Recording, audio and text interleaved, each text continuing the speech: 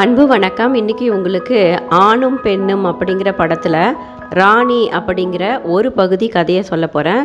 இது ஒரு 3 கதைகள் ஒன்று சேர்ந்த படம். இந்த ராணி அப்படிங்கிற கதையை பார்ப்போம் வாங்க. ராஜா அப்படிங்கிற ஒரு பையன் கல்லூரியில் படிச்சுக்கிட்டு இருக்கான். அந்த கல்லூரி பார்த்திங்கன்னா ஆணும் பெண்ணும் சேர்ந்து படிக்கிற ஒரு கோயட் காலேஜ் தான். ராஜா என்ன பண்ணுறான், தன்னுடைய ஃப்ரெண்டுக்கிட்ட பேசிக்கிட்டு இருக்கான். அப்போ அவங்க ஃப்ரெண்டு சொல்கிறான், சிகரெட் பிடிச்சிக்கிட்டு, டேய், என்னுடைய லவ்வரை நான் அந்த வயநாடு அந்த மலைப்பகுதிக்கு கூட்டிகிட்டு போவேன். அந்த இயற்கையில் நாங்கள் 2 பேரும் போய் ரொம்ப சந்தோஷமாக இருப்போம். உலகையே மறந்து அப்படியே சொர்க்கத்துக்கே போகிற மாதிரி இருக்கும். அந்த உணர்வு சொல்லி புரியாது. நீயும் தான் காதலிக்கிற, உன்னுடைய காதலியை ஒரு நாள் அங்கே கூட்டிக்கிட்டு போயிட்டு வா. அப்போ தான் உனக்கு நான் சொல்கிறத அந்த உணர்வை புரிஞ்சிக்க முடியும். காதல்னா அப்படி இருக்கணும்டா, சொர்க்கத்தை பார்க்கணும் அப்படின்னு அவன் இந்த ராஜா கிட்ட சொல்லி அவனை ஏற்றி விடுறான். இந்த பையன் ராஜா என்ன பண்ணுறான், வகுப்புக்கு போகிறான். வகுப்புக்கு போய் தன்னுடைய காதலிக்கிட்ட பேசிக்கிட்டு இருக்கான். காதலிக்கிட்ட அவன் சொல்கிறான், நம்ம இந்த மாதிரி வயநாடுக்கு போய் சந்தோஷமாக இருக்கலாம், போய் மனம் விட்டு ஒருத்தரை ஒருத்தர் புரிஞ்சுக்கிறதுக்கு அங்கே போய் பேசி பழகலாம் அப்படின்னு சொல்கிறான்.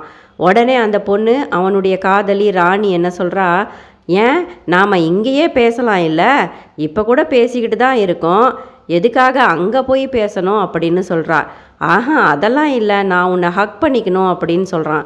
எனக்கு ஒன்றும் பிரச்சனை இல்லை, இங்கேயே நம்ம வகுப்புலேயே நாம் ஹக் பண்ணிக்கலாம், நாம் 2 பேரும் காதலர்கள் அப்படின்னு இங்கே இருக்கிற எல்லாருக்கும் தெரியுமே அப்படின்னு ராணி சொல்கிறா. ஆஹா, ஹக் மட்டும் இல்லை, உன்னை நான் கிஸ் பண்ணணும், உனக்கு நான் முத்தம் கொடுக்கணும், உன் கூட நல்லா பழகணும் அப்படின்னு திரும்ப இந்த பையன் ராஜா சொல்லும்போது அந்த பொண்ணு, அவனுடைய காதலி ராணி சொல்கிறா, அதுக்காக எதுக்கு வயநாட்டுக்கு அவ்வளவு தூரம் போனோம், நாம் சினிமா தேட்டருக்கு போகலாம், அங்கே இருட்டாக இருக்கும், நம்மளை யாரும் பார்க்க மாட்டாங்க அப்படின்னு ராணி சொல்கிறா.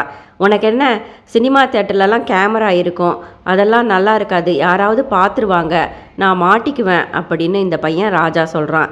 ஏன் இப்படி மாட்டிக்குவேன், எல்லாரும் பார்ப்பாங்கன்னு பயந்துக்கிட்டே இருக்க, நாம் 2 பேரும் காதலர்கள் தானே, எனக்கு என்னமோ சந்தேகமாக இருக்குது, நான் கிறிஸ்டியன் அப்படிங்கிறதால உங்கள் வீட்டில் என்ன ஏற்றுக்க மாட்டாங்கன்னு நான் நினைக்கிறேன் அப்படின்னு ராணி ராஜா கிட்டே சொல்கிறா. உடனே ராஜா என்ன பண்ணுறான், காதல் டயலாகெல்லாம் விடுறான். கையை கொடு, சத்தியமாக சொல்கிறேன் நான் உன்னை கல்யாணம் பண்ணிப்பேன், உன் மேலே சத்தியமாக சொல்கிறேன் நான் உன்னை கல்யாணம் பண்ணிப்பேன், உன்னை விட்டால் என்னால் வாழவே முடியாது அப்படி இப்படின்னு சொல்கிறான். அவனுடைய பேச்சுக்கு ராணி மயங்கி தான் போனான். அவள் வயசுமே அப்படித்தானே இருக்குது. அடுத்த நாள் அவள் சொன்ன மாதிரி வயநாட்டுக்கு போகிறதுக்கு ராணி அந்த ராஜா சொன்ன இடத்துல காத்துக்கிட்டு இருக்கா. ராஜா என்ன பண்ணுறான், பைக்கை எடுத்துக்கிட்டு வரான். பைக்கை எடுத்துக்கிட்டு வரும்போது அவனுடைய முகம் தெரியக்கூடாது அப்படின்னு ஃபுல்லும் ஹெல்மெட் போட்டு அவனுடைய முகத்தை மறைச்சிருந்தான். அது மட்டும் இல்லாமல் தன்னுடைய காதலி ராணியை முகத்தில் ஸ்கார்ஃபை அந்த துணியை கட்டிக்க சொல்கிறான். உடனே ராணி சொல்கிறா, ஏன் இப்படி பயப்படுற, சரி சரி விடு, என்னுடைய துப்பட்டாவை கட்டிக்கிறான் அப்படின்னு சொல்லி முகத்தில் துப்பட்டாவை கட்டிக்கிறா.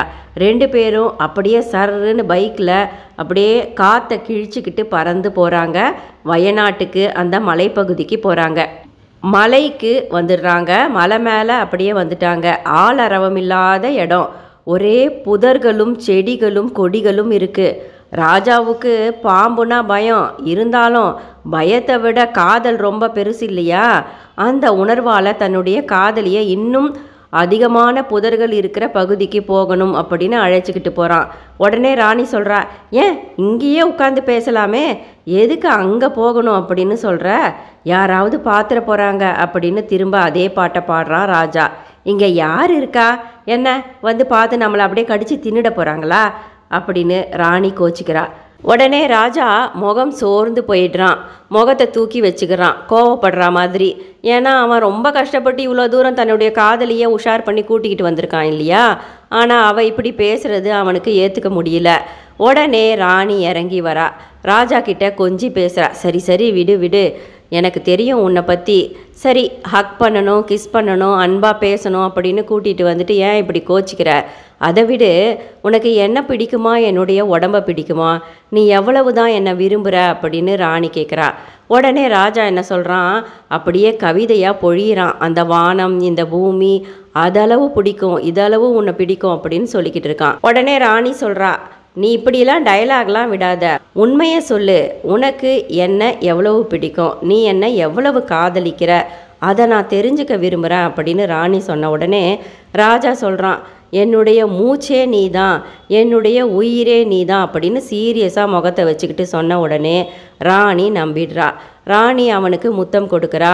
ராணி அப்போ சொல்கிறா, நமக்கு கல்யாணம் ஆகும் இல்லை, நாம் ஹனிமூனுக்கு இந்த இடத்துக்கு தான் ராஜா வரணும், இந்த இடம் எனக்கு ரொம்ப பிடிச்சிருக்கு, ரொம்ப இயற்கையாக அமைதியாக இருக்குது அப்படின்னு ராணி சொன்ன உடனே ராஜா சொல்கிறான், ஹனிமூன் எப்போ நமக்கு கல்யாணம் ஆகிறது, எப்போ ஹனிமூன் வர்றது, அதுக்கு ரொம்ப நாள் இருக்குது இல்லையா, இப்போவே நாம் தனிமையில் தானே இருக்கிறோம், இப்போவே நாம் சந்தோஷமாக இருந்தால் தான் என்ன அப்படின்னு ராஜா ராணியுடைய ஆசையை அப்படியே தூண்டி விடுறான். ராணியும் அந்த வயசு கோளாறுனால ராஜாவை கட்டி பிடிச்சிக்கிறா. 2 பேரும் அந்த இடத்துல சந்தோஷமாக அந்த இயற்கையை ரசிச்சுக்கிட்டு சந்தோஷமாக இருக்கணும்னு நினைக்கிறாங்க. 2 பேரும் தங்களுடைய ஆடைகளை கழட்டுறாங்க. உடனே ராஜா என்ன பண்ணுறான், இந்த துணியெல்லாம் எங்காவது தொலைஞ்சிட போகுது அப்படின்னு பத்திரமா அந்த ட்ரெஸ்ஸெல்லாம் எடுத்துகிட்டு போய் பைக்கில் வச்சிடுறான். வச்சுட்டு 2 பேரும் இந்த புதரில் சந்தோஷமாக உடல் அளவில் ஒன்று கலந்துடுறாங்க. உடனே ராஜா பயந்துடுறான். உடனே போயிடலாம், இங்கேருந்து போயிடலாம், கிளம்பு அப்படின்னு சொல்கிறான். யாராவது வந்துட போகிறாங்க அப்படின்னு திரும்ப சொல்கிறான். ராணி சொல்கிறா, ஏன் இப்படி பயந்துக்கிட்டே இருக்கிற, இன்னும் கொஞ்ச நேரம் இங்கே இருக்கலாம், எவ்வளோ அமைதியான ஒரு இடமா இருக்குது அப்படின்னு சொல்கிறா. அப்புறம் 2 பேரும் அந்த பைக்கு கிட்டே போய் தங்களுடைய ட்ரெஸ்ஸை தேடி பார்க்கும்போது அவங்களுடைய ஆடைகள் அங்கே இல்லை. அவ்வளவுதான், ராஜாவுக்கு உயிரே போயிடுச்சு. ஓன்னு அழுதுகிட்டு கீழே உட்காந்துடுறான். அழுதுகிட்டே இருக்கிறான். பயந்துட்டான் அவன். அதுக்கு மேலே அவனால் என்ன செய்ய முடியும்னு தெரியல. ஏன்னா யாரும் பார்க்கக்கூடாதுன்னு பயந்து வந்தவன் இப்போ ட்ரெஸ் இல்லாமல் இப்படி இந்த நடுக்காட்டில் தன்னுடைய காதலியோடு இருக்கிறது அவனுக்கு தீர்க்க முடியாத ப்ராப்ளத்தில் மாட்டிக்கிட்டது மட்டும் புரிஞ்சிடுச்சு. இப்போ ராணி என்ன பண்ணுறா, நீ என்ன இப்படியே அழுதுகிட்டு இருக்க போறியா, நீ வேணா இங்கேயே இரு, நான் இப்படியே போக போகிறேன், நான் கிளம்பி போகிறேன் அப்படின்னு மடமடன்னு நடந்து போக ஆரம்பிக்கிறா ராணி. இங்கே ஒரு வீட்டில் பார்த்தீங்கன்னா வயதான தம்பதிகள் 2 பேர் இருக்காங்க. ஹஸ்பண்டுக்கும் வயதாயிடுச்சு.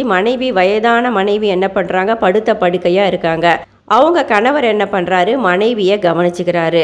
அவர் வீட்டு வேலைகளை பார்த்துக்கிட்டே மனைவி கிட்ட சொல்லிக்கிட்டு இருக்காரு, இன்றைக்கி நான் தோட்டத்துக்கு போன போது 2 பேரும் காதலர்களாக இருந்த ஒரு இளம் பொண்ணையும் ஒரு இளவயசு பையனையும் பார்த்தேன். அவங்க 2 பேரும் தன்னை மறந்து காதலை பேசிக்கிட்டு அப்படியே ஒருத்தர் உடலால் கலந்துக்கிறாங்க. அந்த புதற்குள்ளே இருந்தாங்க. நான் அப்படியே மறைஞ்சிருந்து அவங்க பேசுகிறத கேட்டுக்கிட்டு இருந்தேன். அதன் பிறகு நான் வந்துட்டேன் அப்படின்னு சொல்கிறான். உடனே அந்த வயசான அம்மா, அவங்க மனைவி இருக்காங்க இல்லையா, அவங்களும் சிரிச்சுக்கிட்டே இருக்காங்க.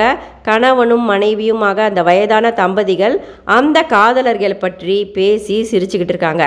சரி அவங்க காதலிக்கிறாங்க, ஒன்றா இருந்தாங்க, அதெல்லாம் சரி, நீங்கள் எதுக்காக அவங்களுடைய துணிமணிகளை எடுத்துக்கிட்டு வந்துட்டீங்க? ஆமாம், என்னவோ தோணுச்சு, பைக்கு மேலே 2 பேரும் அவங்களுடைய துணிகளை கழட்டி வச்சுருந்தாங்க, அப்படியே நான் எடுத்துக்கிட்டு வந்துட்டேன் அப்படின்னு அவர் சாதாரணமாக சொல்கிறாரு. நன்றி.